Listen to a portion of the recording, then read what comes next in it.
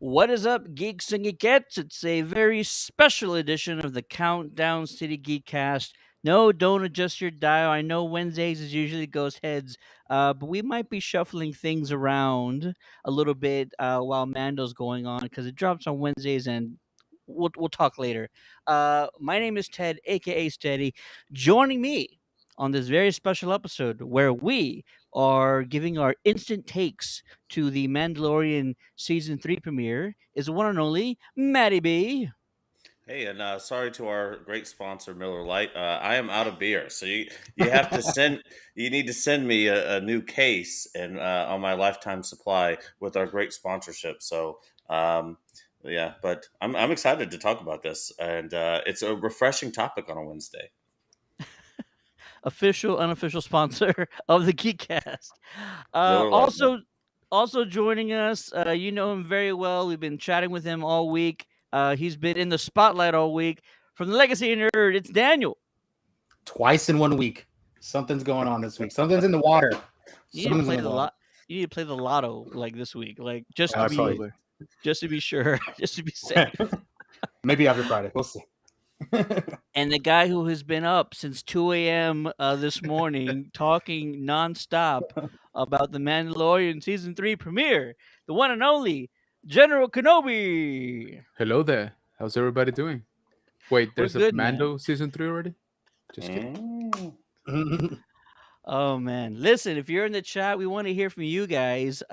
Give us your favorite part of this kind of short but still action-packed, a lot of Easter egg filled episode premiere of the Mandalorian. We want to hear from you.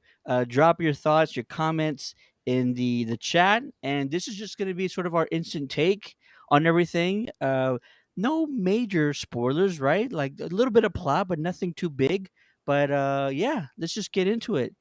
Maddie B, I know you're a huge Star Wars fan. Just give us like your instant emotions after finishing the episode. Was it a positive an experience? Were you stoked? Was it a little underwhelming? What do you think, man? Well, I mean, we were supposed to do a watch party last night. Ted, both of us crashed out. I woke up at like 2:10 or like 2:15 to a message. He's like, "Oh, bro, I crashed out." I'm like, "Me too," but then I couldn't go back to sleep, so I immediately went over and watched the episode, groggy eyed, and again, sometimes when I know it's going to be a short runtime, I did find myself sort of clicking on the remote to see kind of how far we were into the episode because I didn't want it to be over yet. But it was awesome. There were so many cool and interesting things that they were able to pack into this 29 minutes. I don't feel like it was a waste at all. And again, we'll get into it, I'm sure, in a bit, but there was a lot of fun things teased about potential characters. Whether we deal with that in season 3 of Mando, or whether that's kind of teasing some things that are coming with Ahsoka, I'm not sure. But it looked great. Everything looked great. It felt like the world again. Dank Ferrick. Let's also hear from Daniel. Your instant. Where's your headspace at after finishing this first episode? It was short. Babu Freak. Babu Freak. I mean, my instant reaction, like, we got things going for sure. Like, we got kind of an idea of, okay, well, this is definitely going to be, we're going to be popping around again, kind of like season 1 Mando, going place to place, kind of fulfilling these side missions to get to the overall mission. I'm really curious where they're going with that whole Mandalore is poisoned or not thing. I feel like the Mandalore story has been talked about, but not really explained well in The Mandalorian, what had happened to Mandalore since, because we don't really talk about Mandalore since Rebels until Mandalorian. And really, even before then, we just kind of knew about it, but we didn't know much about it. So I'm really curious to know more about that.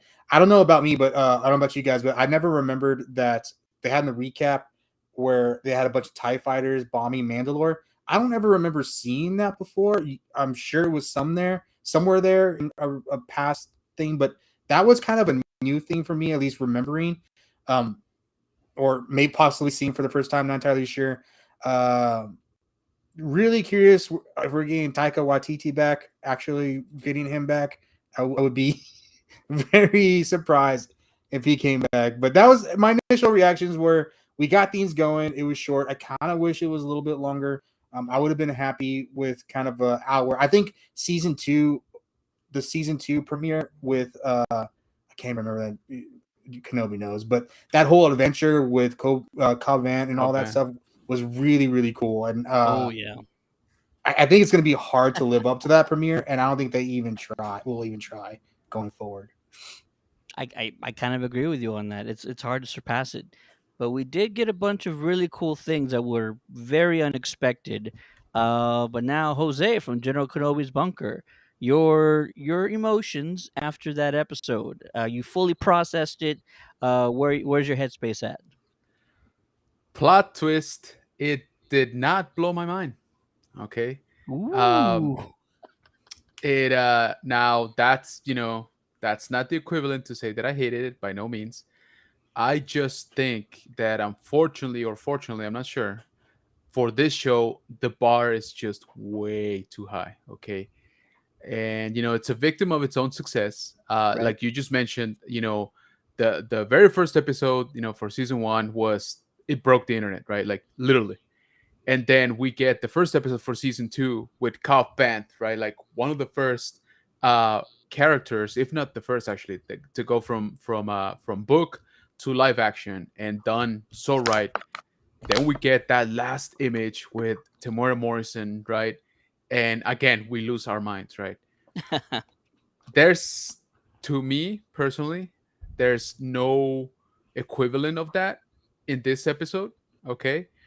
And I'm not saying that's necessarily a bad thing. It's just that going back on the record of the show, yeah, like I said, this one did not blow my mind, but I'm sure we'll get more into it.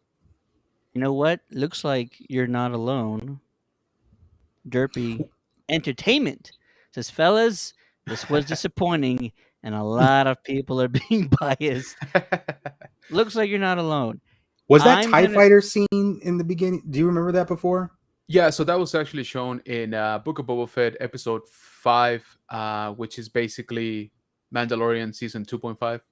Um, I thought you were about to say episode 5, minute 13 and 47 seconds. no, it is around episode like minute 8 maybe. But anyway, so the Mandalorian goes to the Halo, the Star Wars Halo. I know you Yeah. guys Yep. remember that. Oh yeah. And finds the armorer, and he's like, "Hey, so do you know this one lady called like Bo-Katan, who apparently is supposed to like rule us all?" And she's like, "Yep, but she messed it up with the saber because it wasn't won, it was given, and this brought on the curse of Mandalore." And flashback, into the Empire destroying Mandalore, and it's a bunch of TIE bombers, basically, laying waste to the cities. You see some of the domes, being hit, and then you get a very like almost shot like frame by frame reproduction of like a T2 flashback, like Terminator 2, but with droids like K2SO, those tall black ones, the Imperial ones, with Mhm. blasters and just basically like shooting Mandalorians that are already like dying on the floor. So it was very very Terminator. And so yeah, that's where we saw that flashback. Sorry, Okay. long-winded answer, but yes, we saw it before.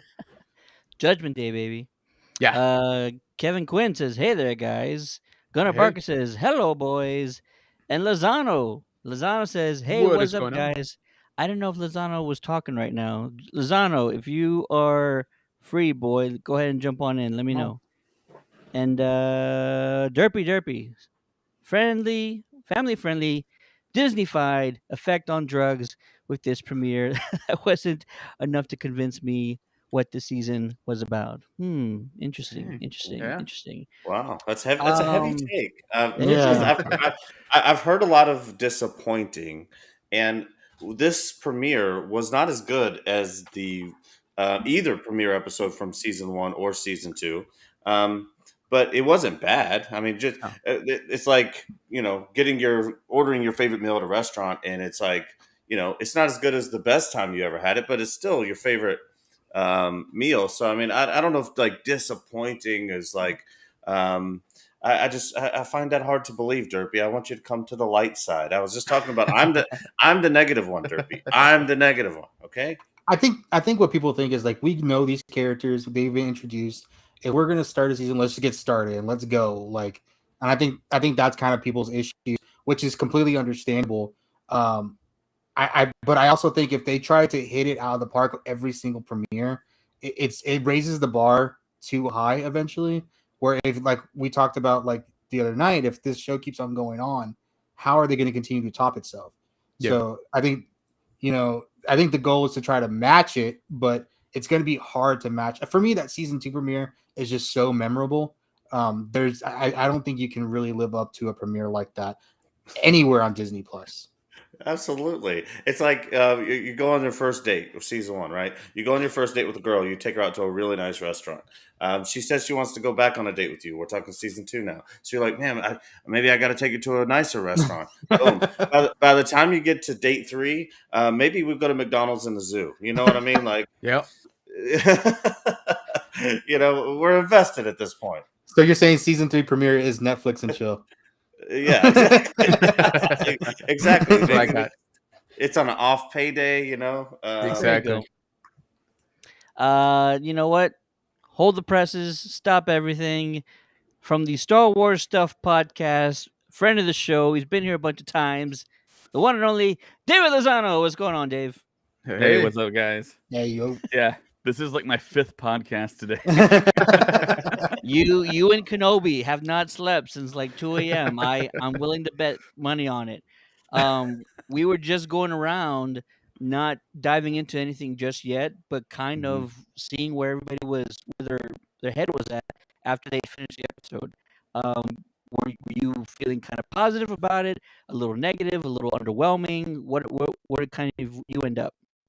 Super positive. I felt like we're back. We're back in the Mandoverse. We're back into I think what everyone fell in love with when it first debuted back in 2019 on Disney Plus. It was the very first new show, and yeah, it's the Mandalorian. It's a different flavor as opposed to like Andor and other stuff they released. So I think this is the most popular, the most easily digestible, the most Star Wars esque thing that Disney has done, and the most people love this show out of anything that Disney's done. Absolutely. Let me get my comments here all fixed up. There we go. Absolutely. And then I'm going to kind of lean more positive than negative. If anybody is like kind of feeling underwhelmed about it, I'm not sure what all else there is to expect. I understand the previous premieres were like massive and stuff, but this one obviously felt like a major setup to a lot of things. And then we can talk about some of those things right now. And the big one is that they introduced the Purgles for the first time in live action form. And when you introduce Purgles, you immediately think back to the last time we saw them.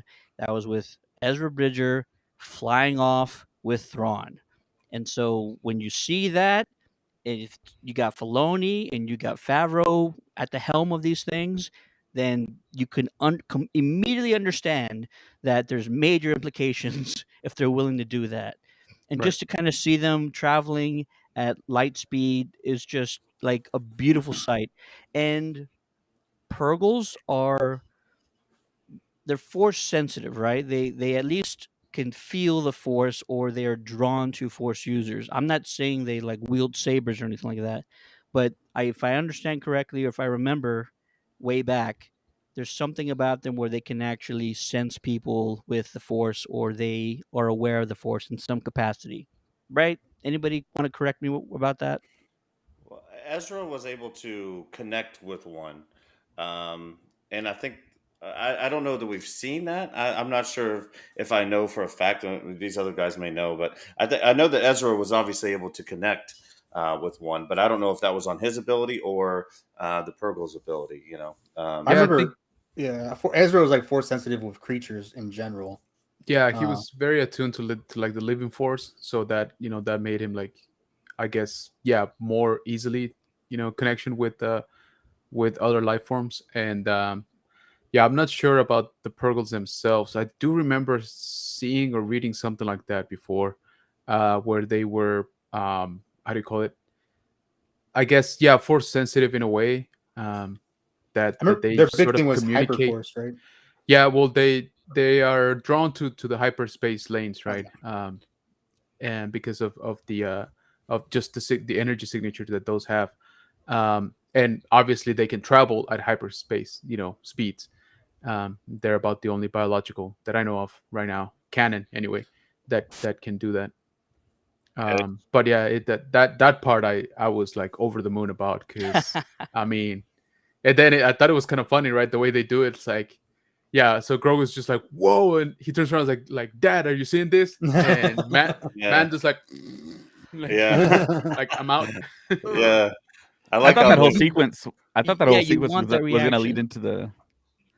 I thought it was going to lead into the Order 66 flashback we saw in the trailers. I thought that's what Yeah, we were going to get, because Oh, it kind okay. of slowed down and it focused on that the tunnel of hyperspace, and it yes, got closer, and I was like, here we go. But yeah, no, we got the Purgles. yeah, I see you, which is Fet. awesome. We'll get to your comment here in a second, Fet. But yes, that entire sequence really awesome, and the fact that like Din doesn't see it is like not upsetting, but it's like come on! I really yeah, wanted to see what that reaction was gonna be. He's seen a lot of stuff, but he's never seen no space flying whales like that. So exactly. I wanted to see what like someone outside of a Jedi how they would react to that, and Well, he would have been scared. I'm sure he's heard of it because the apparently the legend behind them is like they'll wreck ships, and it's not seeing them isn't always like a just, oh, look at that. It's Yeah, like, actually, let's get the hell out of here. they're That's they're true. like That's true. hyperspace kraken, type of Yeah. stories. All I could Yeah, think is like as we were seeing the shadows of so many, I was like, "Ooh, I bet you yeah, they're gonna be really expensive to like make to put on TV." Because I remember in Rebels they kind of have like that cosmic kind of aurora kind of colors going and stuff like that. So I was like, "I bet you that's pricey." yeah. I was actually like just waiting for one of them to like poke their head like into the Yeah, hyperspace lane, and like be like, hey, what's going on here? Yeah. I was really impressed with the shot of that when we got the zoom out shot of the hyperspace Yeah, I love lane, that. and just the ship was so tiny compared to the shadows of these creatures. I I thought love that that. was Yeah, one of the best shots in the show, I thought. agreed. I need an 8K wallpaper of that so I could put it on the Yeah, exactly. background of my monitor like today. Make that Agreed. happen, LucasArts or Yeah, Lucasfilms. I also love the first sequence. I know that it's I don't know if anybody else feels that way, but I thought it was really cool. They're doing the ceremony. This new kid's getting his helmet.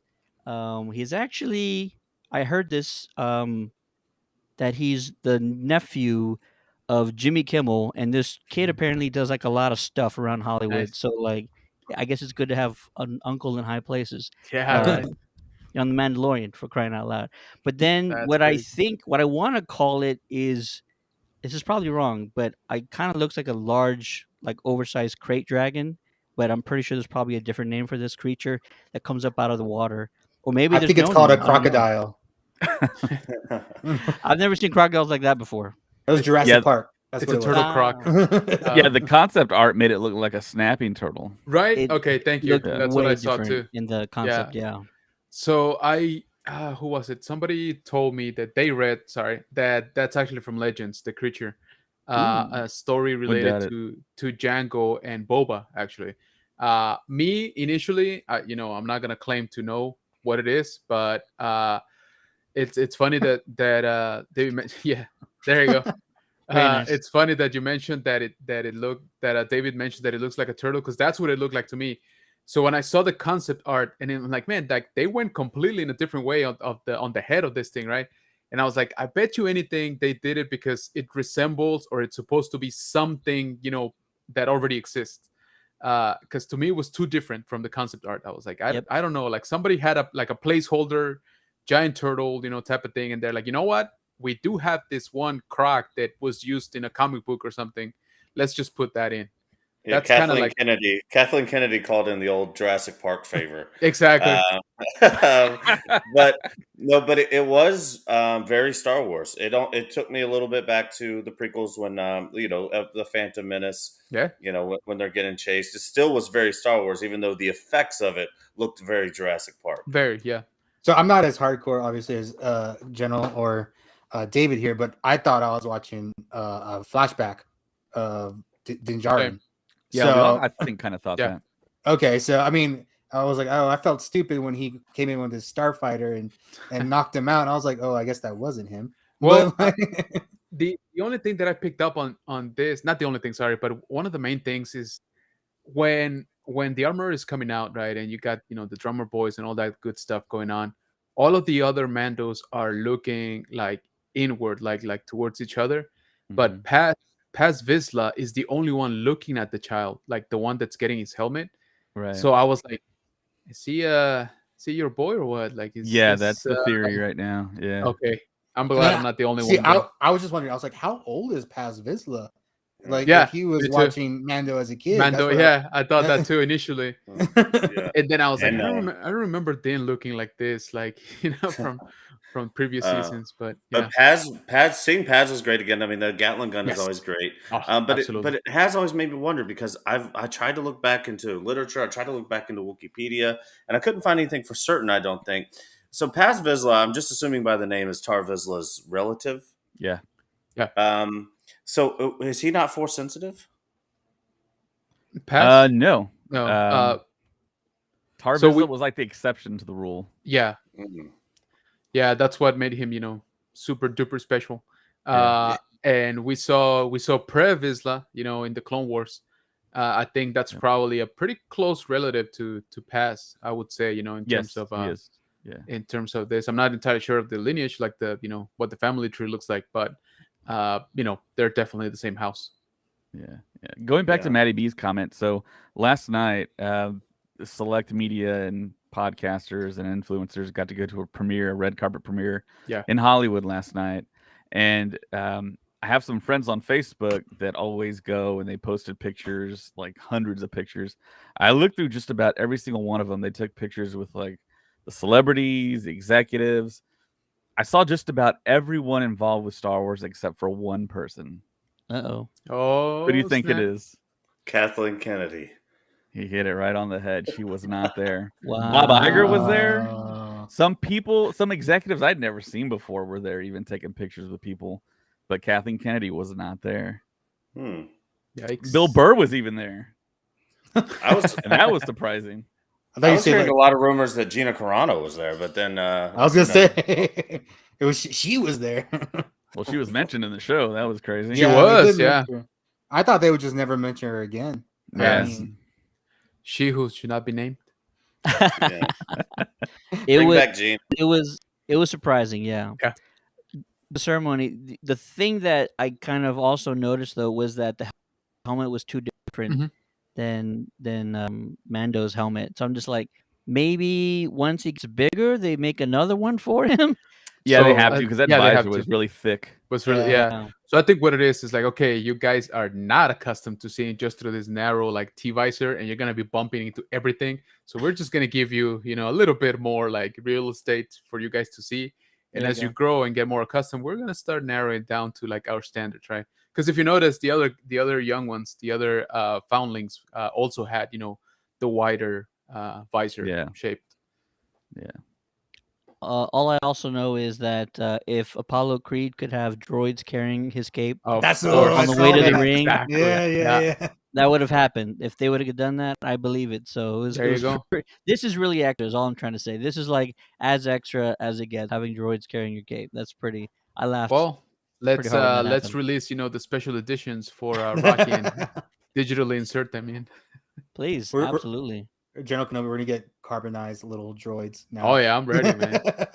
2-pack for 119. I want to go back to the Cara Dune thing because they mentioned that she joined the Rangers and stuff like that, and it's almost because I know they canceled that show correctly. Yeah. Is that correct? So it's almost like they're having the show in universe without us getting to watch it.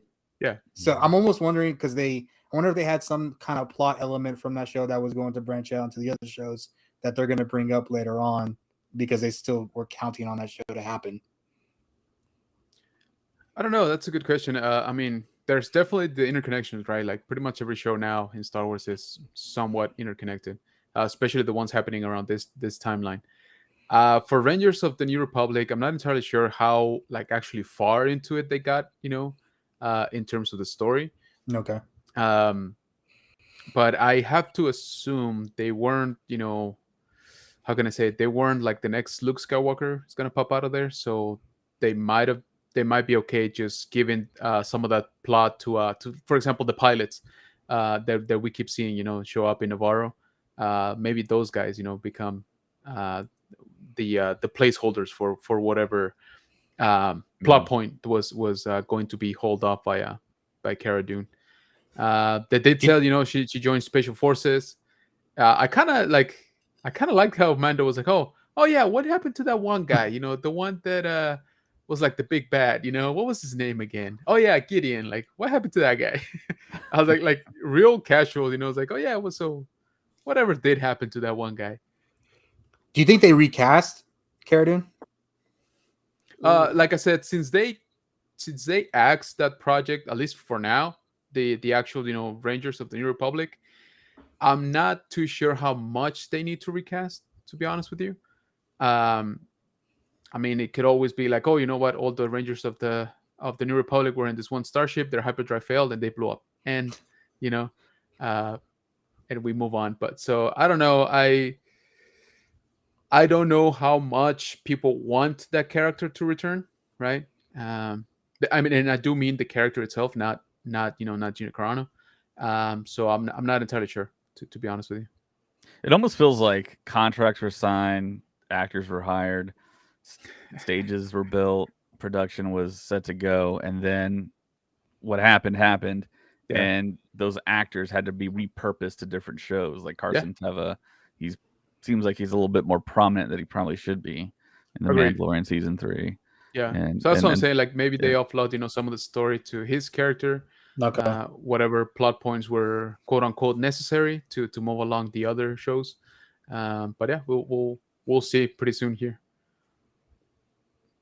There's that I shot. got it. Yeah, You got it. It's not 4K. I'll keep looking, but that's still like yeah, that's a it's gorgeous incredible. shot.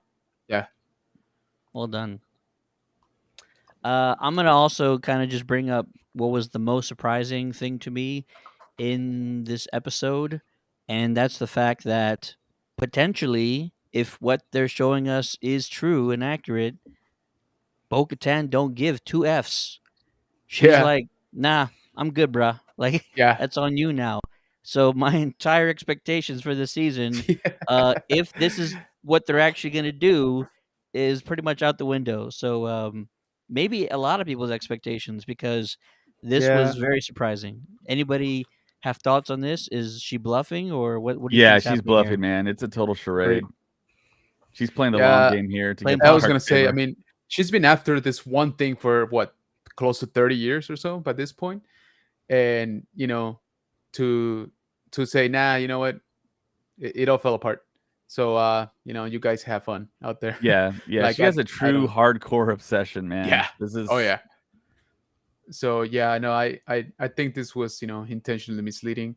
I don't know if the character is being intentionally misleading. Like you could make the argument that she believes it at this point, but I do not think this is where her character quits. I don't Did you think so. guys? I was gonna say, did you guys see the video at the premiere when Pedro Pascal said something, and then Filoni was like, "No, no, no, no, no, no, no." No, what did he say? So it's not really a specific spoiler, but Pedro Pascal says something along the lines of he's standing right next to Katie Sackhoff, and he's like, "Wait till you see this season, guys. Wait till you see what she does to me." And then Filoni goes, "Whoa, no, no, no, no, no, no, no." That's Wait a awesome. minute. Yeah, Nerd Affiliate is not falling for it either. Says she's faking it. I thought the scene was unnecessary. If she's actually faking it, right? Then hopefully there's a reason, because you could just ambush the guy now. and you could just challenge him and try and force his hands. I talked about this on Monday, how you can try and force his hand to challenge her or to actually take up combat with her. So the fact that she's potentially waiting for something else, I don't know what that thing could be. Maybe, does anybody know if like the challenge has to be done on Mandalore and she needs him to first get there in order for her to win this thing No. honestly or My Yes. genuinely? my He thought won that it. was He won it on the ship yeah, Yeah. yeah, with yeah. Moff Gideon.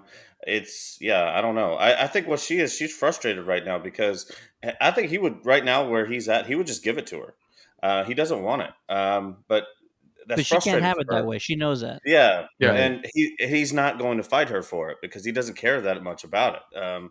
And so it's like a really frustrating position for her to be in. She's going to have to set him up in a way that makes him care enough to want Right. to fight. Yeah, Yeah, it's I gonna think come down to yeah. like her holding Grogu or something like that, right? Like some, like you said, some extreme measure to make Din Djarin, who's very polite by the way, because he walks into the hallway, is like, "Hey, it's me, Din Djarin. Remember me?" So I always thought there was two issues. The first issue is that she's got to separate him from Grogu. Grogu is not going to let Mando die. Ah, very The nice. second issue I have is that Sabine never lost the Darksaber. So does the Darksaber still belong to Sabine? Assumingly, we assume that Moff Gideon stole it. Well, I mean, it might make sense because he's not really able to wield it. I mean, I know that it takes a little bit of time, but we haven't seen him be able to actually use it, right? I mean, the Mando last time we really saw. struggles with it for sure. Yeah. Yeah. So that may be part of it. Maybe it takes time to get used to it. Maybe it senses your will to want to use it too. I mean, I'm not sure.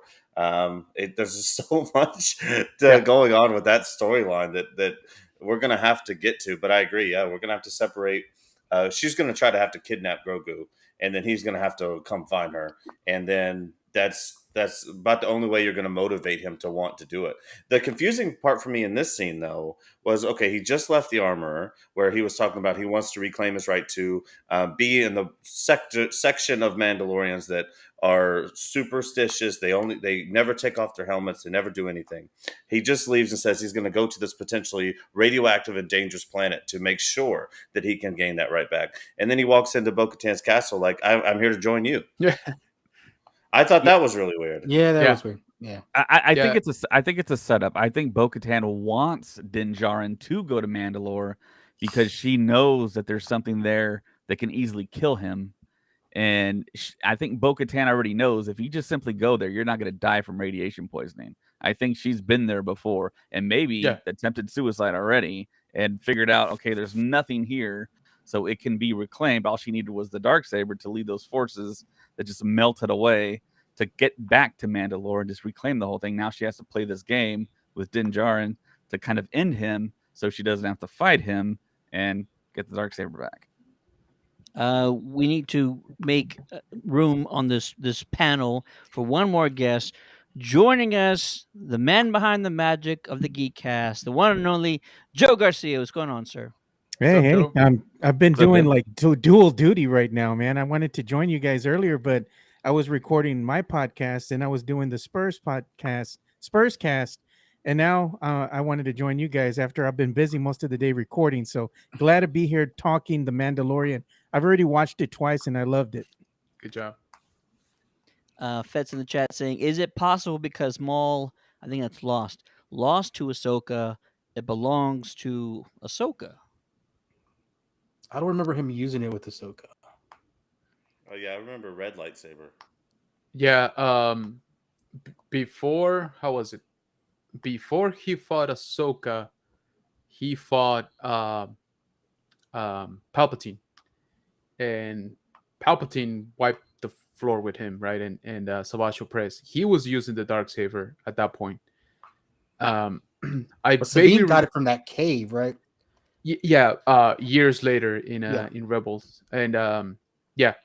So at one point, Maul gets it back, or actually, I don't know that he ever really lost it. He probably just stashed it away. those years are still kind of fuzzy in the timeline. But yes, in Rebels, he founds it in that cave in Dathomir. So yeah, I'm not sure. I don't know how much of like the Elder One, this thing is that Yeah, you gotta follow like very specific rules, and there can only be one wielder, etc. Because honestly, I mean, I thought Moff Gideon used it pretty well. That last, that season That's, finale, the season yeah, two that's true. finale. true. I Uh, think what they were saying about the dark saber is the dark saber wants to be wielded by a ruler. right, You have to do the will of the dark saber, and I think what Din Djarin's doing is he's fighting it because he doesn't want to be a ruler. He doesn't want to lead, and the dark saber senses that because it was created by a Jedi who right. is also a Mandalorian. So I think Yes. that's the struggle that we see with Din Djarin and the dark saber. It never works for him because he doesn't want to lead, he doesn't want to rule, but that's what the will of the dark saber is. Because when you get it, you're the ruler of Mandalore. So he's battling with himself, really. For sure. Yeah. So Yeah, the yeah. saber is like rejecting him, kind of thing. Yeah. Yeah. Well, there's a certain way to how to use the dark saber. It's not just like a lightsaber. You just like start wheeling around and twirling Right. it and everything. It's like water. You can't grab water. You have to cup it with your hands. You have to go with the flow with it. It's like it has a mind of its own in a way. Yep. Yeah. And I thought that Maul actually killed what, Vizsla, right? In a duel. Yes. And that's how he got the dark saber. Right. To Yeah. rule Mandalore, right? To So rule like Mandalore, to yeah. your point, he did want to rule, absolutely. Yeah. So He wanted to rule, and the dark saber responded well to not only Moff Gideon, but also to Darth Maul. And then Yeah. here you have Din Djarin, who doesn't want to rule, and the dark saber doesn't want to be uh, wielded by him because he's fighting its I guess its will, yeah. I thought he was Nerd, just when she asks, do you still have it? Like, do you still have the saber? And he's like, yep. Oh And yeah. I'm like, it's right there in your belt. Just say, yep, here it is. Like Did y'all he's get like, that though at the end of the episode when she ta-da! says, kind of condescending way, like goodbye? yeah, You know? yeah, goodbye, Din Djarin. Yeah. See you later. Like, in other words, we're gonna see you later. Yeah. So I think she's, like you were saying, she's giving him misinformation. There's something that's probably there, but it ain't what he's looking for. I just You like know? how she said, "You lead them." Like Yeah. you, Yeah, you You lead you him. just do wave it. that thing around, they'll do whatever you say. I was like, wow. Yeah, but that's weird though, is because like Bo-Katan, she wants to lead so bad, and now she doesn't have nobody to lead. Right. Everybody defected and doesn't want to be ruled by her because they don't Allegedly. see her as a true leader, and she can't get what she wants without that dark saber. And lo and behold, who falls at her doorstep? The one guy that can give her everything she wants. So I think she's again, it's gonna get real Game of Thrones, Maddie B. Allegedly, nobody wants to follow her. Like Right. this is Yeah. only the point of view or the word of one single person, and she's a little bit biased. Nerd affiliated is in the chat saying, "I like that Mando isn't badass at everything, even how he didn't stop IG-11 in this one." On Monday, Which I think somebody was on our show talking about like stop bringing back old characters because then there's no like stakes. Now they're bringing back IG-11, so like I yeah, mentioned, it's Star Wars. They can bring anybody back, and even though it's a Oh, droid, it's still a pretty badass character. didn't you see the beginning, like when they were showing the intro and they did show IG-11? They put him Right. in I- there, yeah, it's Yeah, they put awesome. him in there. I was like, "Whoa, we're going way back now." I was Yeah. like, "Okay," and then you see the Yeah. statue. I'm like, "Oh, it makes sense now." I just thought it was a little bit funny. Like, oh yeah, I need to bring my friend back. Ah, shoot it! Like, And then it gets killed by the freaking bust from Grief Karga. I'm like, That- really, bro? Oh, and that dad joke. Dude, did you Oh, see yeah. Grief Karga's drip? Now that's Did you see using the your dude's head. drip? He has the droids holding his cape. I'm like, Yeah. dude, we get Oh yeah, fancy now. we showed that photo earlier. It's a Yeah. real Apollo Yeah. Creed right there. There you oh go. yeah, love it. That is awesome. I could see Maddie B walking around with something like that, man. Walking around, he's like, "This is my Maddie drip that I got on right Yeah. now. You gotta catch up." Absolutely. He's like, yeah. Out of everybody here, yeah, pretty much. That's exactly what would happen. Here's another man. one holding his Miller Lite, just walking. Oh, yeah. Oh, yeah. Walking along. Hell yeah. There you go. He's gonna have a droid just for the Miller Lite. It's a mini fridge, yeah. Yeah, there you go. Instead of a gunk droid. It's all Duff Man Yeah. from The Simpsons. Like, Hey, what do you call those monkeys that look like they have the beaks? I forgot what they call them. Like a Kowalkian monkey bird? lizards. Yeah, cool. Monkey lizards, yeah. Yeah. And I heard people going up on Twitter and they're like, "I want to take one home." I'm like, "Do you want this thing to gouge your eye out? Did you not see Return of the Jedi? What's Exactly. wrong with y'all?" Well, it was good to see all those characters. It's good to see a Yeah. lot of alien species Yes, in this series. that I 'cause like. Kenobi didn't give us like any of that. It was like basically Kenobi took place in a human world almost. Yeah. We got Andor a had lot of one alien the entire time. yeah, Yeah. and like the Davy Jones looking like Yes, space pirate. yes. You got I Pirates of the Caribbean vibes off of that. Yeah. You know, I couldn't leader figure it from out until you Pirates. just said it right now. Why that was so familiar? Yep. Yes, Yeah. yeah. But honestly, I thought Mando got away a little bit too easy from that. But when they were going through the asteroids and he's kind of taking them out, and then we get that another great shot is when he comes around the asteroid and then the ship is there, the guns kind of come out. It was so Star Wars, man. I loved everything Yeah. about that sequence there, and it gave us some action in a short episode at least. Who else was waiting for the seismic bomb to go off? I was like, man, if Oh yeah, the just seismic one of those charge. and then Do that it. Yeah. iconic noise, bang, Yeah. dude, that would be so My bad. ears are ready. Let's do it. Yes. What Grogu thought Babu Frick was cute and was trying to hug him. He's Yeah. trying to hug him. Did you hear I what he didn't was know if saying? he was trying to hug him or trying to like eat Well, him. I was first. wondering Like, if he was looked trying to eat appetizing. him I was too. like, Like, I whoa, hope whoa, he's not going to try to eat them. But he just kept squeezed to a bad baby. Yeah. Bad Yeah, baby. that's what he was saying. The bad baby, bad baby. Do we know that that's? I don't want to be this guy, but do we know that that's Babu Frick? We know it's not Babu It's not. Frick. his Yeah. species. It's Oh, his okay. species. It's his species. Yeah. Anslins, yeah. Yeah. Yeah. Voiced Somehow, though by the same Babu Frick person that voiced returned. Babu Frick, yeah. Okay. I love how like even his little door was small. Yeah. Yeah. Like everything about that was pretty funny. Man, that was Um, like the Tom and Jerry door right there. Yeah. dude. It's so I was also badass, like Luke and Yoda's hut, you know, yeah, like, Little hut. just exactly. trying to Yeah. fit. When And, he comes out, um, he's like, Yeah. "What you want? What you want?" after And that, then incident- Greef Karga telling him I don't know. everything that he's saying is like he can Mhm. hear him now. Like he I know. understands. He says He he definitely can't looks break like it, he's it's broken. cuddling here. That's Yeah. that's Oh, that's yeah. cuddling Yeah. for sure.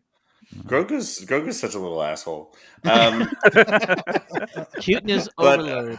Yeah. Around that scene, though, we got another great callback to Mando. We got a Western scene. Yep. Oh, Which- the absolutely. shootout. You know, in the 30 minutes, they were able to pack in at least one good Western scene, which I thought was awesome. Even that Grieve Karga, even though he's like, you know, the High Magistrate, is that what his name is? Yeah. High magistrate, get it right. High. You gotta say Yeah, it. High Yeah. Magistrate. But he was even willing to pull the guns. You know what I'm saying? Yeah. And outside of a school, nonetheless. My gosh, I mean, can we Come get on, some man. gun You know you wanted regulations? to go like this. Respect. Respect when he shot that dude. He shot those pirates dead. Even Yeah. Mando was impressed. He's like, the old man still got it. Mhm. Absolutely. Yeah, the theory is that school houses the children that we're going to see in Skeleton Crew. Oh, wow. Oh, okay. That's interesting. Have they talked about when Skeleton Crew takes place? It's around that time. During this time. For sure, for sure. Yep, for sure, Yeah. for sure.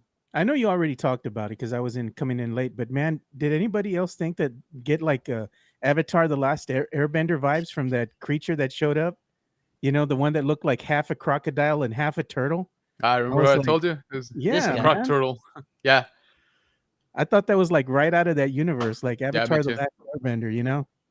I can Yeah. see it more turtle now. I saw alligator when I saw it pop out. on Yeah, TV. alligator, but then it had Al- like a shell. Well, this is the concept art. This is a concept. Oh, yeah. okay. Yeah. Yeah. And that's sorry. what I meant. That's what I was saying. Like, I think the alligator shaped, being is from something already existing, like a comic book or a book or something, because it's way different from the concept art. Yeah, So, Mr. Snuggles. That's the official name, Mr. Snuggles. Mr. Snuggles, yeah. There you go. Mr. Snuggles. Yeah, well, anyway, this was setting up things beautifully. I mean, you had a little bit of everything. You had a callback to him going back to try to see if he can reconcile with his old crew, Mondo. You see him driving and saving the day right off the bat like a badass, blowing this thing up. Doesn't even get a thank you from his boys. Like, come on, man, I did you all a solid. Y'all ain't gonna give me no love, nothing. Yeah. And they're He looking just at said- him like he's crazy. Yeah. And he still has to go through this thing. I mean, he's the ruler of Mandalore. He has the dark saber. He can just be like, Yeah. actually, that helmet thing doesn't apply to me. Exactly. That's what I was So- going to say. Like, I'm going to make my own Mandalore, okay? But does it Blackjack. really? Did he really break the code though? Because at the end of the day, he's with the Foundling, which is technically a Mandalorian. So he did remove the helmet, but he did it for that little dude, for the Foundling. So I don't know, man. I think it's just a technicality, but like you said, he can just go ahead and pull out the presidency move there and say, "Here's the black saber. I don't fall under your rule. You know. Yep. Well, that Believer episode, he pulled it off in front of Bill Burr as well, and Mhm. those other troopers. Oh yeah, I yeah. That's think what I that's was the one thinking. that made him. That's the one I was thinking more than him saying goodbye was Yeah. the when he was in the stormtrooper outfit. Yeah. Yeah, he wouldn't even take it off because Gina Carano was trying to save him. In season 1, and he was like, "No, you can't take it off."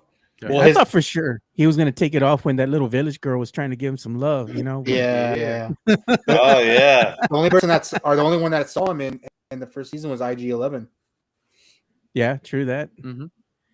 And she was well. The droid was trying to save his life at that point. You know, because he was all messed up. So And he goes, Yeah. technically, I'm not a person, so you can yeah, take your.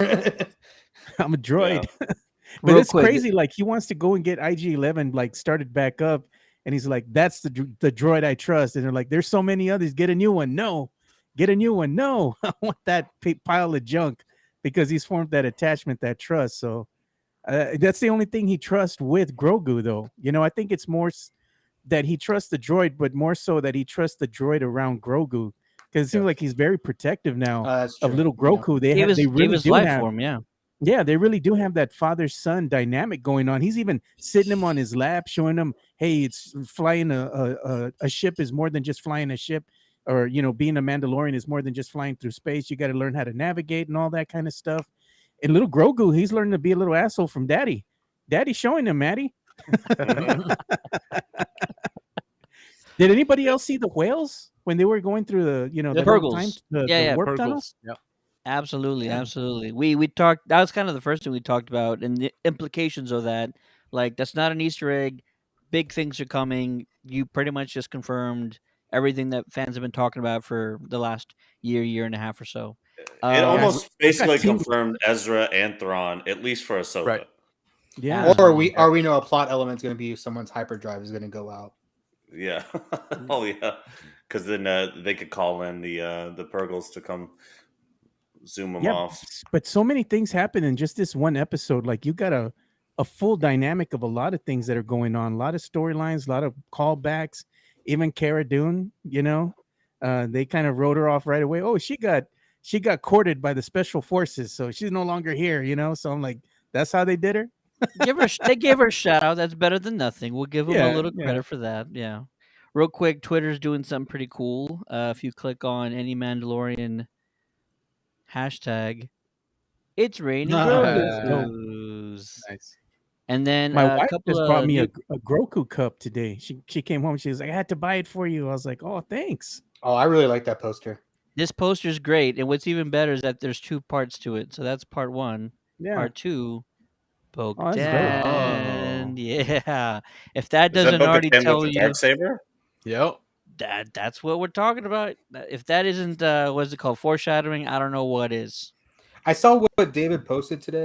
That I guess John Favreau or Filoni, I don't know which one you said post, but that Grogu was actually training with Luke for 2 years and not for a short time like we were thought. So Yeah, Interesting. Favreau and Filoni did some roundtables with some podcasters, and one of the first questions was, "What was the time between the Book of Boba Fett and chapter or season 3?" And John Favreau basically said that Luke was with Grogu for about in real time about 2 years, and then someone I think from Variety on the red carpet said, "Hey, you really set the internet on fire today." And he's like, really? Why would I say? And he said that, yeah, you said 2 years with Luke, and then Favreau corrected him. He said, well, maybe a little less than 2 years. Yeah. But Maybe yeah, because he 3 wasn't days. thinking at that time specifically of what the time lapse was. But I mean- it was a little while. It was a longer time than I think everyone thought. Maybe we were all thinking like weeks or maybe a month or 2, but I was thinking a couple more, months for sure. yeah. Yeah. So yeah, that's kind of interesting, and I'm hoping Luke comes back, man. I hope they use. Did anybody he- else spot the little chainmail on Baby Grogu in this episode too? Yeah. Yeah, Yeah. he was definitely wearing the Yeah. chainmail. There's some cool stuff. He was obviously growing in the Force. He has a little bit more control over it. Yep. One of the things I liked because I think it was back maybe in episode 3, or yeah, it was episode 3 Yoda is talking to Bail Organa and Obi-Wan Kenobi, and he's using the Force to turn him in the chair because obviously his feet don't touch the ground. Yep. And there was that callback to Yoda in this episode where he's using that sort of as a game, right? He's spinning the chair around. I thought that was a funny little callback. Yeah. I feel like he's absolutely. always very efficient when it comes to food, though, with the Force. Oh yeah, Yeah. Oh well, yeah. Yeah. Now check it out. I made this little figurine from the 3D printer. I got the big one printing out right now. I sized up the little figure here, so it's like an 8 hour print. So we're about halfway through it now. It's going to be pretty big. So we'll give that one out for sure, Ted. Nice. Absolutely, definitely. Also, got to say, I really, really love that Naboo starfighter. Yeah, That that is modified yes. M1. Yeah. Oh my gosh, it's so Even the awesome. sound that engine makes, you know. Yeah. I mean, I liked it in episode 1 when it was yellow. Yeah, but same here. now that Now it's it's chromed out, just- like yeah. it's great. Yeah, so I'll write it out. the vintage collection is about to put it out. So just FYI, 170 bucks. go. Just Worth just it. Keep it in mind. Are Oh you yeah, I think scared? it's a pickup for me. You're saving your quarters, Kenobi? Yeah. And dimes and pennies and anything that resembles. I don't know if I got 170 bucks. I might just 3D print it out and wait for the file. There you I go. can't- Yeah, I can't say I'm anything sure somebody's about- working on it. That Megazord was 165, so I can't really say crap. So. Jeez. Also a great sequence when he's taking out the pirates strategically. Beautiful. Like, loved it, every single Yep. bit of it. Almost like ninja-like, coming in. Yep. You're seeing explosions on opposite ends of these asteroids, and you're just like, oh my god, this is so badass. Loved it. He's formidable. How do they not know about this guy already? Like, Yeah. word should have spread by now, and no, they just got Well, easily. not many people taken out. Live to tell the tale. Yeah. Hey, They shout showed out a to lot the of that person who's sequence. watching. Yeah, we they got showed a lot of somebody that watching right now. sequence. LeBron Fett, whoever LeBron Fett is, shout out to you, man. What were you saying, David? They showed a lot of that sequence did. during the Lucasfilm panel at Celebration in Anaheim. So that was the first time I saw it on the big screen, and the music they used was just awesome. And there's Yeah. a file out there. It's actually a chunk of music that's not really widely known and not that popular, but I think I posted it on our Facebook page. But yeah, it looked pretty cool when we saw it, especially that scene where there's like a base on one of the asteroids and one of the pirate ships crashes into it, and we just never Yeah. go back to that base. It's like, Yeah. okay, there's a base there, and like Some poor Okay. guy was having lunch on the bridge and all of a sudden like multiple gets evaporated. casualties Yeah, may have exactly. occurred. For a split second, I'm like, is that the pizza joint or the rest stop from Spaceballs? Like, there was That's like awesome. a gas station or something in Spaceballs, and Yeah. they Like a land on diner. it, Yeah. something like that, right? And I'm like, Yeah. is that what they just showed us? But no, it's probably not. And I was hoping you guys would know what that is. That has to be a reference to something. There's no way they threw that in there all willy nilly. Shoot, we'll Maybe find they out did. probably later on. Yeah, that's possible too. And Early LeBron days. Fed says, is the alligator thing in the book heir to the Jedi? Anybody want to Okay. confirm that? That might Every be it. article that I've seen and read just refers to it as the creature. So Okay. Not a dragon crate.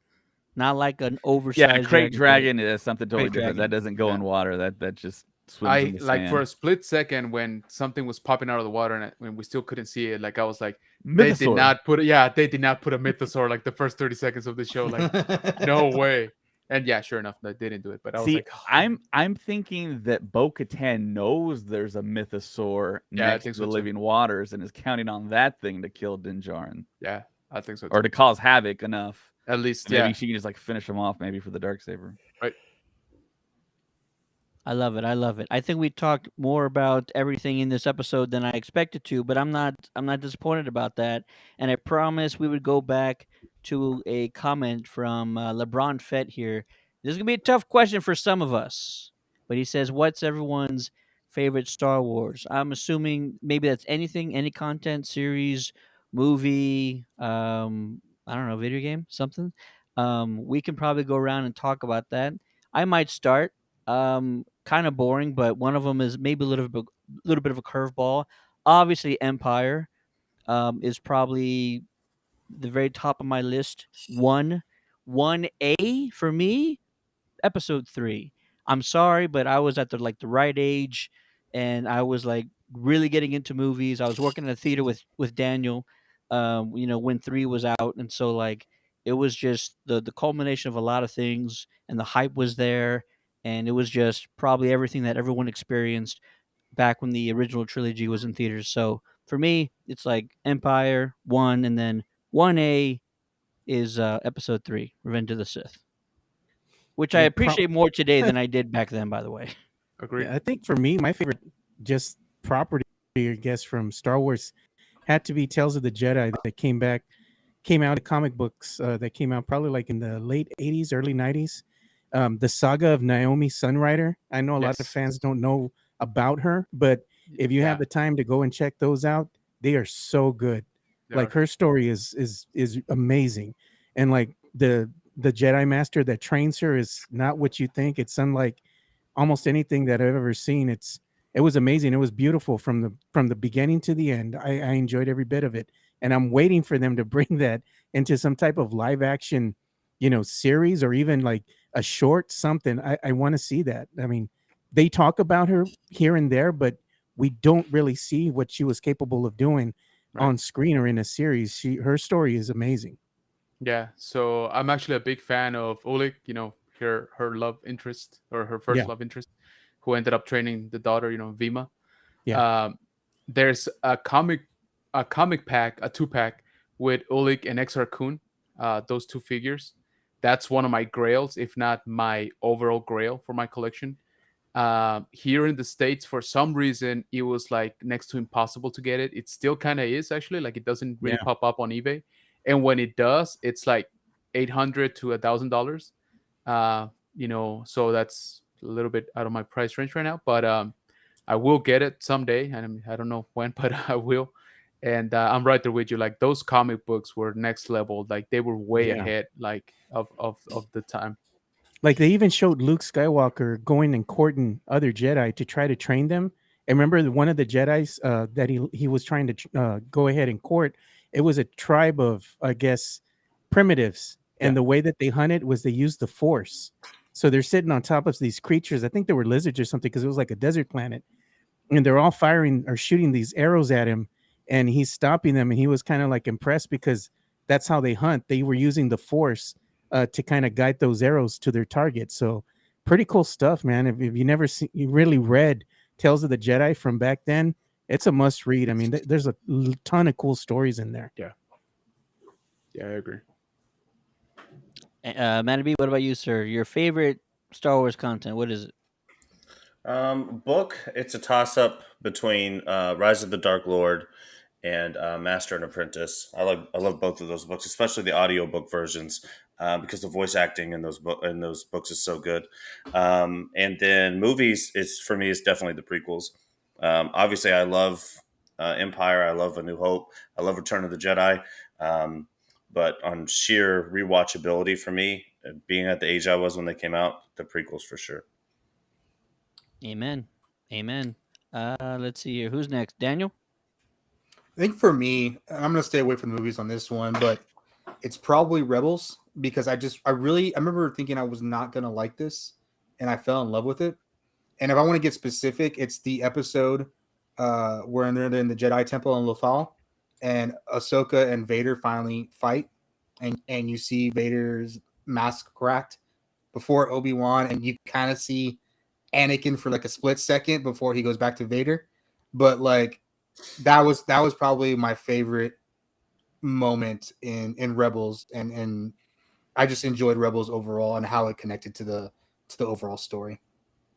Damn it. Then now you're making me think of the Clone Wars series and how that ended. Like Yeah. that final season where they brought everything back and like intertwined those final episodes with Revenge of the Sith. Like that was masterful, Yeah. and the story was captivating, and I was an absolute emotional wreck like throughout those final episodes. Like it was just must watch TV. I absolutely loved everything that they did in those. I don't want to spoil it, but if you haven't seen the final season after they brought back Clone Wars, go check that out. It's it's beautiful, and it's so artistic, and it's so well written. It's just like incredible. Um, who wants to go next? I'll go. Go for it. So, so yeah, I was born in 1981, so I saw all the original trilogy on VHS probably for like 4 years straight, every single day. So I kind of like overwatch them, and I can probably recite them from like memory. You just start the movie, and I know all the lines. I know it in and out. And once it kind of stopped, I knew there was not going to be any more movies. There's no internet back then, but I found out some way somehow, and I tried reading other stuff. But I'm a live action guy. I'm all about live action. So during the '90s, it was a very dark time. It felt like Star Wars was dead, and I always thought to myself, how is new Star Wars going to be made? And I was like, yeah, that's it. George, the only way that Star Wars is going to resume live action is if George Lucas kind of like stops loving his kids because that's the reason why he quit. He wanted to raise his children, and then of course he's going to have grandchildren. He probably never attempted again, or morbidly he passes away and his kids get a hold of it, and then they continue it on. But once they announced the prequels, I got super hyped for those. Didn't love those. But now with The Mandalorian, I think this is fans of the original trilogy now making Star Wars and including original trilogy stuff along with prequel stuff and with Dave Filoni, the animation stuff. So it's all the Star Wars that has come before, all in one consumable show, which is The Mandalorian. If you look behind me, I have all the helmets, a Mythosaur skull, and then I have the Razor Crest from HasLab up there, Nice. and then Grogu from Sideshow. So yeah, it's the Mandalorian for me. I think I really haven't had to think about it, but I think that's the answer. It's the Mandalorian for me. Yeah, you probably still like the what is it, the Star Wars special, the original, only because of the short film that came out about the Mandalorian or Boba at the time. Yeah, I never got to see that when that came out. I wasn't really aware of it until like the internet hit. But Yeah. yeah, it is interesting, man. It's a very hard watch to watch that holiday special, the live action part of it. The Yeah. cartoon is cool. The cartoon's The cool. Yeah. introduction of Yeah. Boba Fett riding that pink dinosaur with the Ambien pulse rifle, but other than that, yeah, it's hard. It's It's a rough. hard watch. Yeah, it's really rough. Even the animation was very stylized. It was kind of Yeah, weird, you know, very pop artish kind of stuff, but it was cool nonetheless. That's the only saving grace that you had in that Star Wars special. yeah, yeah, And, yeah. I think that goes back to why I like Rebels, because that's Dave Filoni. And my favorite animated thing of all time is Avatar: The Last Airbender. And I just like that's beautiful. That's a beautiful story.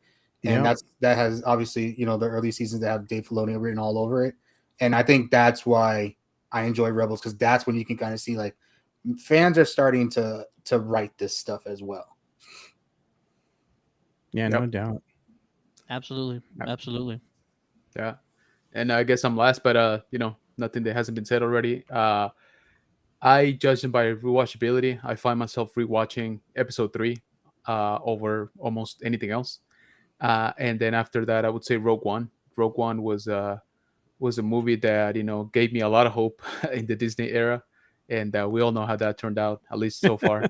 But Rogue One is still a very solid, very enjoyable movie for me.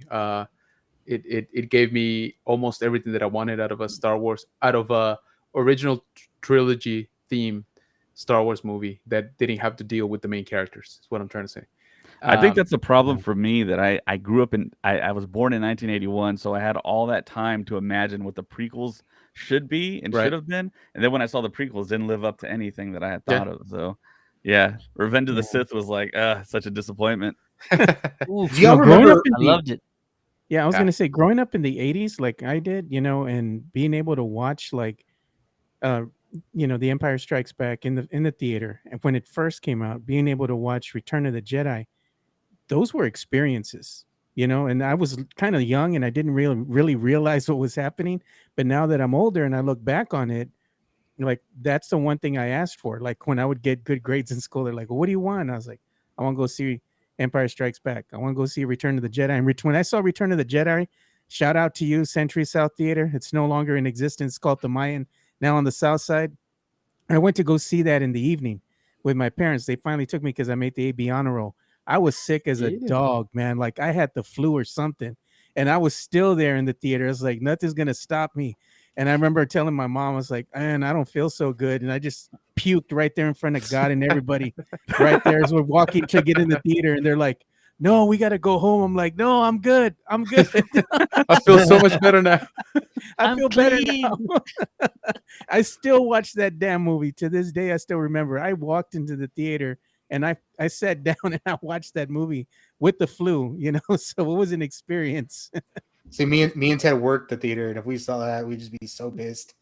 Like, I felt bad, but Son I of a- felt bad, but I felt better afterwards. no, I I was felt gonna like say, Chunk. I do you felt like guys Chunk from the remember? Goonies. Do you guys remember Wizard? I think it's Toy Wizard magazine or Wizard magazine. Oh, Yeah, I God, remember so old. Wizard. Yeah. Remember they used to have the articles of kind of like the rumor articles of what things were coming out, like X-Men, Star Wars, and stuff like that. I mean, that's what I used to read, and then I used to follow more X-Men before I followed more Star Wars, but that's what we had. So that's what I remember. That was our anticipation, was these kind of crap articles that were just kind of making up stuff, but like that's what it was. The only thing that I think they ever got right was Patrick Stewart as Professor X. Yeah. Yeah, but the wizard, well, they were like, what do you call it? They could Beckett, it's a price guide. It was a wizard price Yeah, guide for comic I remember books. that. Yep. Yeah. And the saving grace with them is like they really had really stylized covers, and I still have a ton of those, by the way. I got to display them on my wall. But the one thing that I liked about the wizard price guide is that they also included ash cans, which are those real tiny little comic books, and some of them were really good. And they also had like collectible cards from like Spawn. Sometimes they included Star Wars and some other comics that were coming posters. out. Yeah. Nice. Yeah. So it was cool. I really enjoyed them, and like I was saying, I have like a stack of them. So if you're a fan of those, you're a fan of that, I got to show them to you sometime. Yeah. It's like a blast from the past. My parents used to pick one up for me like once a month or something like that. But Yeah. yeah, I used to get them. I got two things. Number one, LeBron Fett says his is Revenge or Rebels or KOTOR. Shout out to KOTOR because yes, Yep. that's up there for me. The first game was amazing. The second one blew my freaking mind, and the fact that you could immerse yourself at being either someone on the light side or go really dark. It's also kind of a nifty thing to let a child like be as evil as he wants to be. Like seriously, like I wasn't doing Yeah. anything like that up until this game came out, and I'm like, oh yeah, let me go around just murdering everybody. Yeah, how's it feel? Take that, that kind of thing. But my first Star Wars video game, like actual sit down, not an arcade or anything. Anyone want to take a first guess on what this is? Yes. Oh, Shadows Oh, of that the was for the Empire. N64. Shadows of the Empire. Yeah. Let's roll back to 1995, 96. Yeah. Like being able to take down an AT-AT was like so freaking exciting as Yeah. And that was I like the was like demo 11 too. when You this walked the door. Yeah. Yeah. If you Yeah. could take down that AT-AT with the N64 controller, you were like top tier because the God, controls yes. the controls were pure ass, dude. You would die so much in that game. Okay. You're not lying. This game was like freaking hard, and it also had like a difficulty setting, I think, where you could Yeah. like make sure you would not win anything if you put it on the hardest difficulty. But the harpooning, it was so tough, and you had to like seriously nerves of steel when you were like aiming and going around with these legs. I'm serious. It's The camera not a was joke. awful. It was terrible, but so damn exciting when you finally got that first one down. And then there were so many cool elements riding around on Yeah. speeder bikes, ramming into other NPCs. The Like train scene, Ted. The train, that absolutely, level was hard as hell. absolutely. And don't even get me started on the like the abominable snowman creatures, whatever they were. The Wampa. Those Wampas. the wampas, yeah, those things whoop my ass like all the time. And Depending it on how utilized the hard it rumble was. pack feature, right? Yeah. Yeah, there you go. So you could feel Man, that tow cable hit the walker. Yeah. Yeah. Yeah, you were so damn changing cool. batteries in that freaking rumble pack like crazy too, because it wouldn't last very long. I'm gonna make a confession, guys. I really love that pod racing game. Oh yeah, that was Yeah. dope. Yeah, The it's pod popular. racing game for the N64, yeah. I rented that quite a bit. I remember thinking. Yeah, Fed but there was says, nothing like the he misses arcade one again. where you would sit inside the little pod, right? And then race. That was amazing.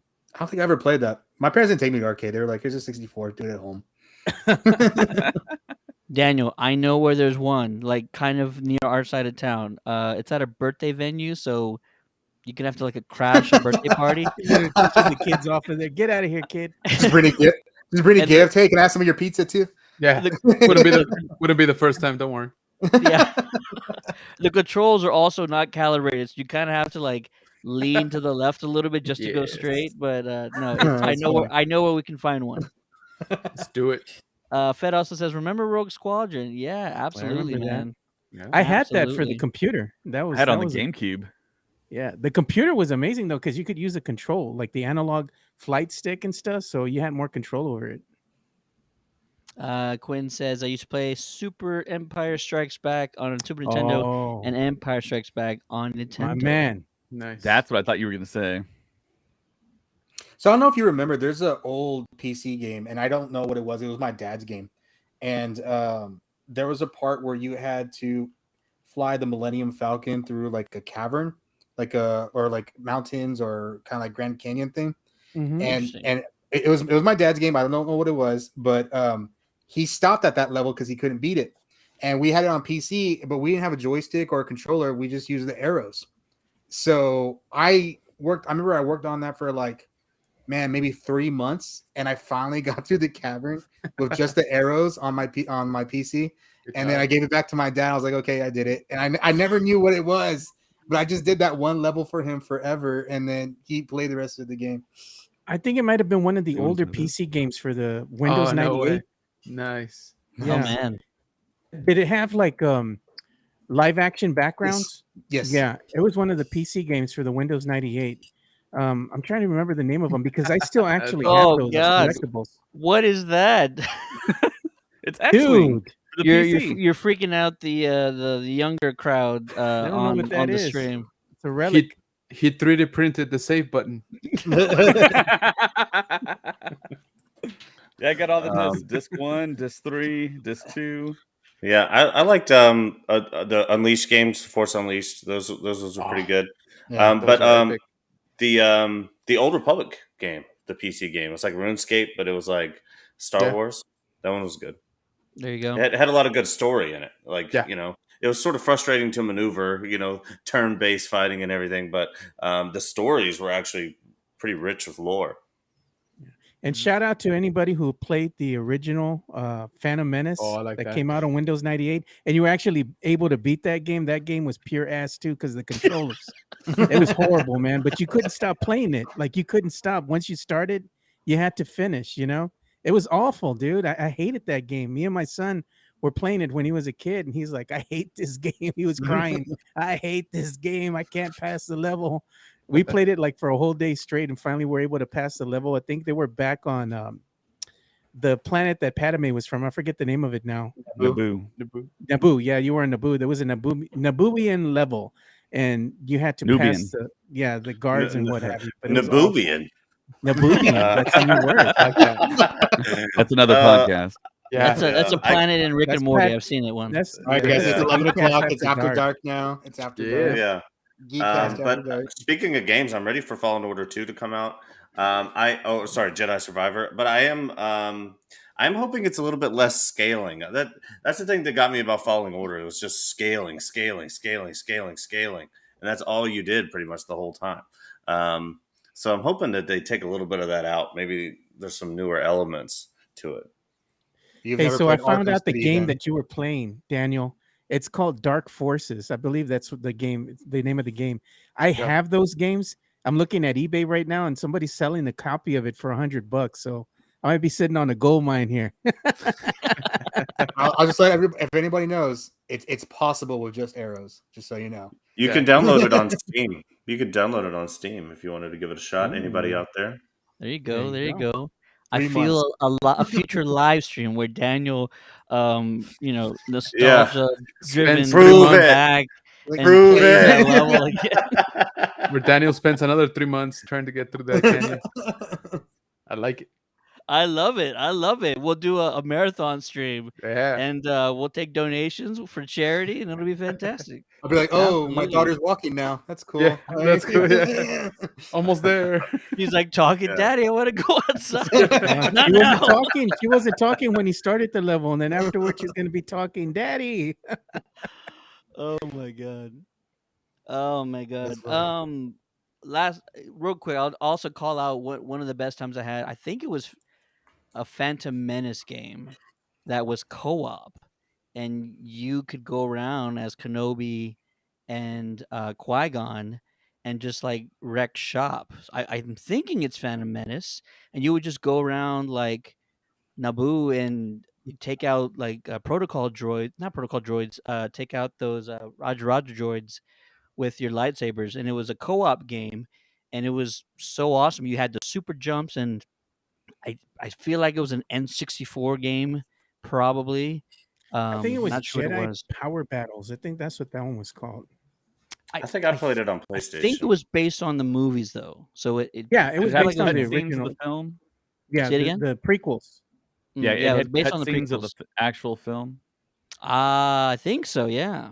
Okay, yeah, they did a series of those, and the Revenge of the Sith game came out before the movie, so everyone was trying to play the game and see all the cutscenes. I did that. Ooh. Yeah, it was the Jedi Power Battles. It came out for the PlayStation and it also came out for the Dreamcast because I had both versions. The one for the Dreamcast had top tier graphics at the time. I didn't Yeah. own a PlayStation or a Dreamcast. It was Obi-Wan Kenobi for Xbox that led to Episode 1. Oh, You dude, are that right, Ah. Kevin Quinn. dude, Star Yeah. Wars Obi-Wan for Xbox was an awesome game. It was an awesome game, and it was co-op, and like co-op wasn't like a big deal at the time, you know. Like you were doing GoldenEye, right, versus stuff, but there wasn't a lot of co-op story mode for people, and the fact that you could do that as Jedi was like amazing. Force pushes, throwing the lightsaber around. Like I mentioned, super jumps. I think they even had the super sprint, which we only ever saw one time at Yeah. the beginning of episode 1. One. Yeah. I think they even included that in the game. So yeah, that was pretty awesome. Kevin says single player, but no, I remember I played with my brother on that game. It had to be co-op. I'm gonna, Or I'm there gonna- was there was a game like that was co-op. I was Yeah, gonna the say, other Ted, I don't know if you remember this, and it kind of reminds me of what David said was about seeing the cutscenes. Do you remember when we got episode 3 in at the theater, and they basically sent us a letter from Lucasfilm saying if you screw in anything or you write anything about it, we'll ruin your life? Damn. Holy Do crap! you remember that? I vaguely remember something, I but remember that. I don't I remember remember the whole thing. we used to have a boss named Crush, and he was like, "Here it is," and I was like, "Holy That's awesome. crap!" It kind of was a scary letter. Yeah, they used to tell. They told us that one time when I went to go see the screener for the third prequel. What was that one? Revenge of the Sith.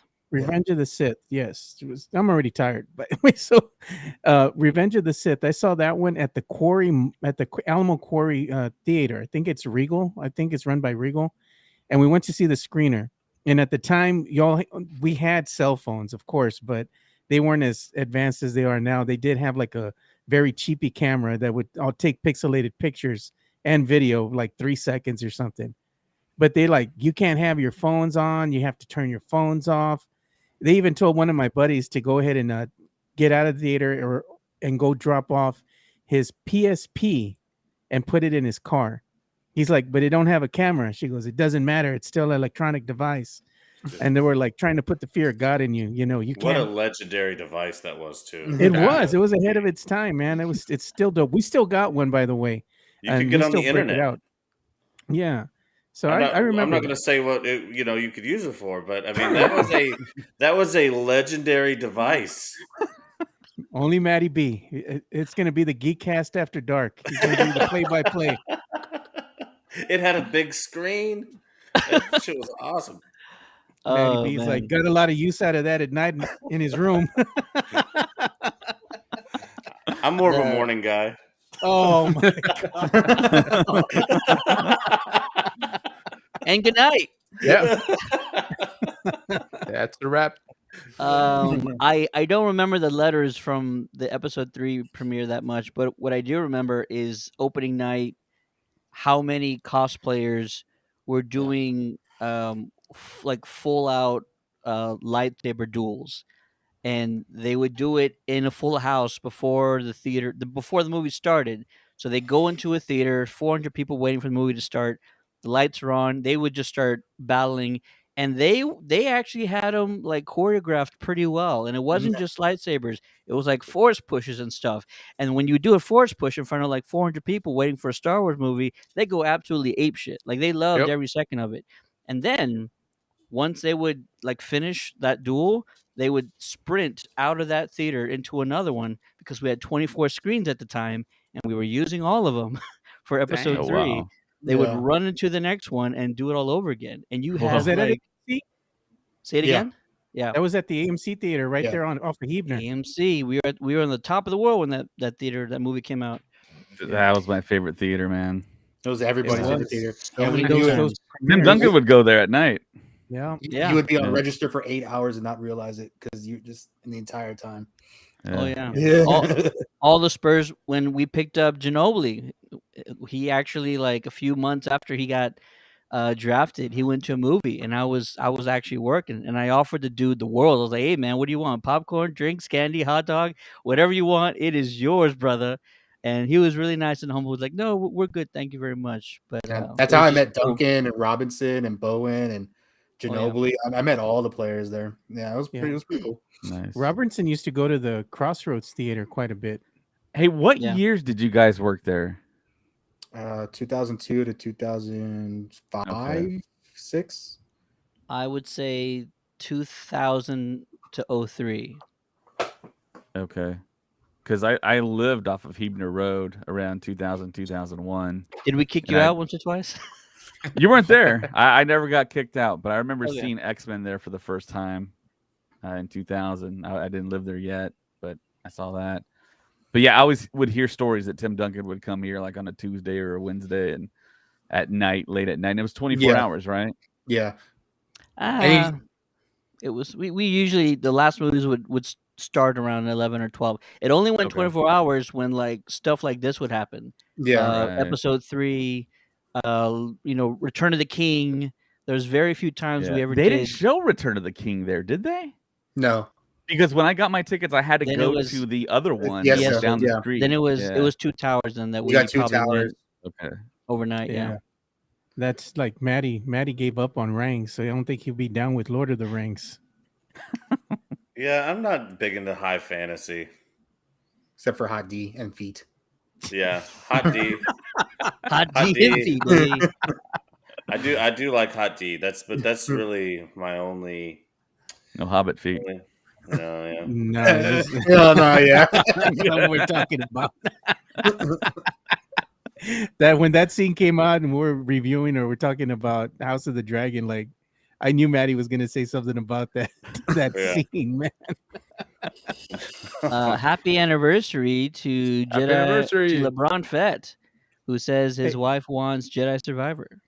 Cool. Oh, Hey, congratulations. somebody said something here that it's gonna be Maddie's birthday in 4 days. I forgot you were a March baby. Yeah, March 5th, Oh, Yeah. Sunday. Oh No. man. man. Oh, Happy Mine's on Sunday. the Thirty-two. 28th, so shout out to you, man. 32. No, 33. Fuck. 33.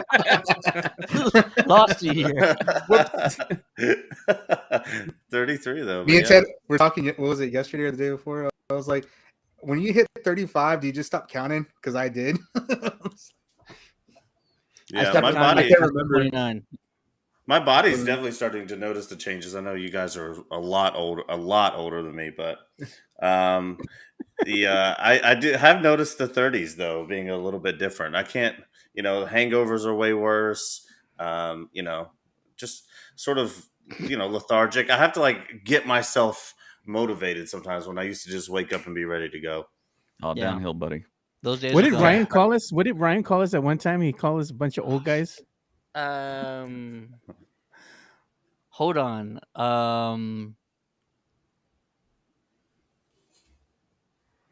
He didn't call us geriatric, did he? It wasn't No, that he said, bad. like, older gentlemen. No, it was worse than Distinguished that. gentleman. No, it was Yeah. worse. It was like Basically, I think it was geriatric. It was like Jeez. he straight up called us old as hell, dude. it was. It wasn't those words, but it was something very close to that. To that It felt effect. like it was those words. And we were Yeah. just like, "Hold up, what? What is going on here?" Yeah, but us old as hell fans are what kept it alive during the 90s, during the dark times. So There you go. There you go. that's it's because of us. for You're sure. welcome. The dark time. Absolutely. Yeah, we got to Well, get this listen. thing back on track, Chetty. It's going Well, off the rails, man.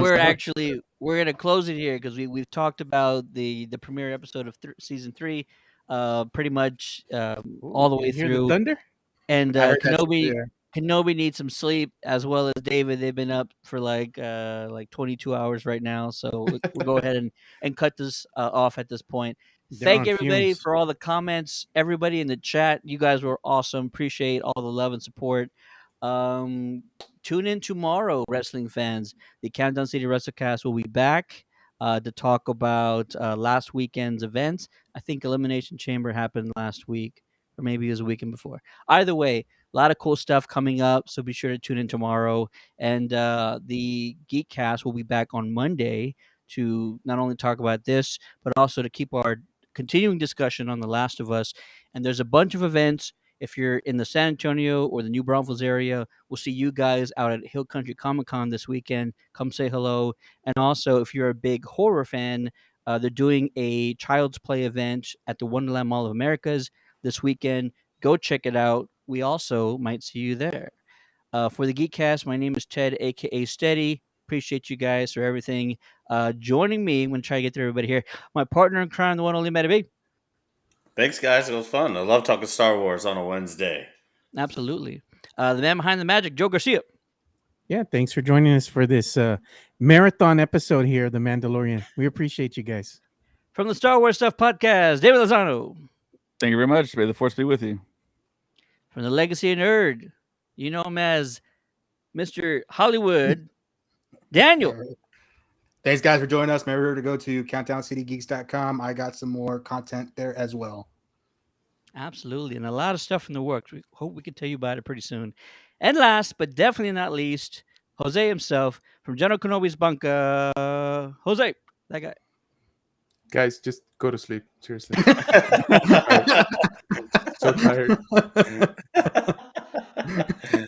Legacy of Hollywood. Absolutely. Thanks, everybody. Have a good night. May the force be with you.